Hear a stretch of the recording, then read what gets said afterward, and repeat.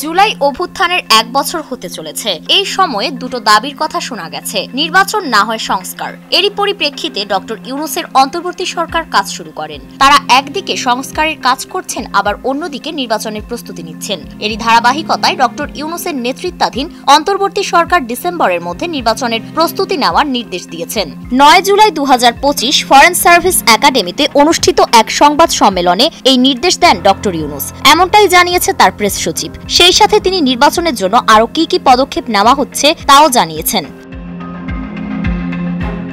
নির্বাচন না সংস্কার, এই বাকবিতণ্ডার মাঝে লন্ডনে তারেক রহমানের সাথে বৈঠক শেষে বিএনপি জানায় যে ডক্টর ইউনূস আগামী বছরের ফেব্রুয়ারির যে কোনো দিন নির্বাচন হওয়ার আশ্বাস দিয়েছেন। এই খবরে রাজনৈতিক দলগুলো নির্বাচনী প্রচারণা নিয়ে তোড়জোড় শুরু করলেও সন্দেহ রয়ে গিয়েছে, আসলে কি নির্বাচন ফেব্রুয়ারিতেই হতে যাচ্ছে?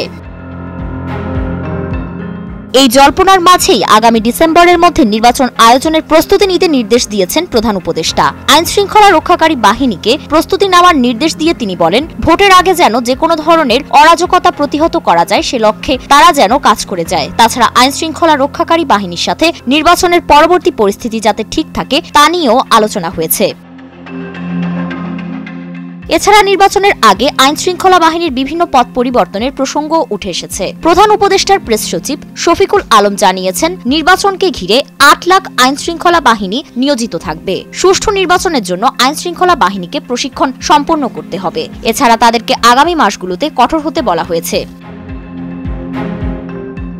নির্বাচনকালীন সময় কোনো জায়গায় বিজিবি ও সেনাবাহিনী মোতায়েন করা হবে, তা নিয়েও বিস্তারিত আলোচনা হয়েছে। বিগত ফ্যাসিস্ট শেখ হাসিনার শাসন আমলে তরুণরা তাদের ইচ্ছা অনুযায়ী ভোট দিতে পারেনি, তাই তাদের জন্য আলাদা ভোটিং বুথ রাখার নির্দেশ দিয়েছেন প্রধান উপদেষ্টা।